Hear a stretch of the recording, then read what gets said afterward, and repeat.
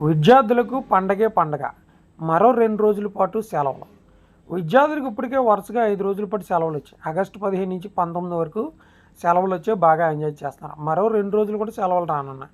ఎప్పుడో తెలుసుకుందాం. ప్రస్తుతానికి ఉన్న సెలవులు ఏంటంటే ఆగస్టు 15, 16 ఏమో రేపు వరలక్ష్మి వ్రతం, 17 శనివారం, 18 ఏమో ఆదివారం, 19 రేపు రాఖీ పండుగ.